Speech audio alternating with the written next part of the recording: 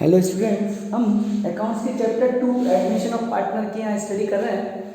उसमें हमने 3 टॉपिक पहले पढ़ चुके हैं, गुडविल का, न्यू रेशियो का और नया पार्टनर जो कैपिटल लाता है उसकी एंट्रीज कैसे होती है। उसके बाद हमारा नेक्स्ट टॉपिक आता है revaluation of assets and liabilities. नए पार्टनर के एडमिशन होने पर न्यू पार्टनर जब आता है तो पुरानी संपत्तियों और दायित्वों के कीमतों में परिवर्तन होता है, उसके इफेक्ट को हमें शो करना होता है। जो एसेट्स और लायबिलिटी की वैल्यू हमारी कम या ज़्यादा हुई, नया न्यू पार्टनर आज से कमिंग कर रहा है, आज से आ रहा है, उस वो पुरानी जो एसेट्स और लायबिलिटी की वैल्यू है उनको आज की कीमत पर एंटरटेन करेगा, आज की कीमत पर उसका पैसा देगा।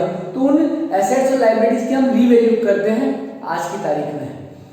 उसके प्रॉफिट और लॉस के सारे जवाबदार ओल्ड पार्टनर्स होते हैं, तो हम उनको ओल्ड पार्टनर्स में बांटते हैं। यहाँ पर आपको क्या समझना है, एसेट्स की वैल्यू इंक्रीज होती है तो फायदा होगा, उसको हम इस तरफ लिखेंगे। एसेट्स की वैल्यू डिक्रीज होती है, कमी आती है कीमत में, तो उसकी वैल्यू को इधर लिखना है, डिफरेंस अमाउंट को, जो अमाउंट चेंज हुआ उसके डिफरेंस अमाउंट को लिखना है। इसी तरीके से लायबिलिटी अगर बढ़ती है तो हमारा लायबिलिटी बढ़ी, लॉस, ये लॉस इस तरफ लिखा जाएगा डिफरेंस अमाउंट से। और लायबिलिटी घटती है, पेमेंट नहीं करना पड़ेगा क्रेडिटर्स को, बिल्स पेमेंट का या और कोई भी एक्सपेंसेस है, उसकी लायबिलिटी हमारी कम होती है, तो उस डिफरेंस अमाउंट को हम यहाँ पर लिखना है। इसी प्रकार कंपनसेशन रिजर्व बना हुआ है, कोई employees compensation, workman compensation reserve या इस तरह का कोई रिजर्व हमने बना रखा है और उसमें लायबिलिटी और ज्यादा आने वाली है, तो उसके अमाउंट की कमी की पूर्ति हम रिवैल्यूएशन अकाउंट से करेंगे। और अगर उसका रिजर्व का पैसा बचता है तो पार्टनर्स के कैपिटल अकाउंट में डिस्ट्रीब्यूट किया जाता है उनके प्रॉफिट शेयरिंग रेशो में। इस प्रकार इधर की टोटल ज्यादा होती है और इधर की कम होती है, तो प्रॉफिट होता है। उस प्रॉफिट को हमें ओल्ड पार्टनर्स में ओल्ड रेशियो में बांटना है। किस पार्टनर में बांटेंगे? ओल्ड पार्टनर्स में।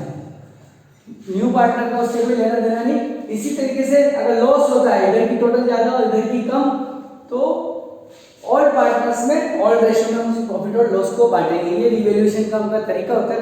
इसके बाद यदि इनकी जो एसेट्स और लायबिलिटी की वैल्यू में जो चेंजेस आया उसका इफेक्ट अगर बैलेंस शीट में नहीं देना है तो एक अकाउंट बनाया जाता है, मेमोरेंडम रिवैल्यूएशन अकाउंट। इसी प्रोसीजर से हम उसको बनाएंगे, मगर उसके प्रॉफिट या लॉस को हमको वहीं पर बांट के खत्म करना है, उसको कैरी फॉरवर्ड नहीं करना होता है। तो उसके लिए हम क्या करते हैं, इसी अकाउंट का नाम मेमोरेंडम रिवैल्यूएशन अकाउंट हो जाता है। इसी तरीके से हम प्रॉफिट और लॉस को निकालते हैं। मगर प्रॉफिट होता है, प्रॉफिट लिखा है मैंने, यदि प्रॉफिट होता है तो ओल्ड पार्टनर्स में ओल्ड रेशियो में एक बार इधर बांट देंगे, उसके बाद वापिस उसी प्रॉफिट की राशि को all partners including new partner, उसको इंक्लूड करते हुए नए रेशियो में हमें उसको डिस्ट्रीब्यूट करना होता है, ताकि उसका इफेक्ट बैलेंस शीट पर नहीं आए। फिर हम एसेट्स और लायबिलिटी की वैल्यू का जो हमारी न्यू बैलेंस शीट बनती है उसमें शो नहीं करते हैं। मेमोरेंडम रिवैल्यूएशन अकाउंट बनाने का अगर कहा जाए क्वेश्चन में तो ऐसे करना है,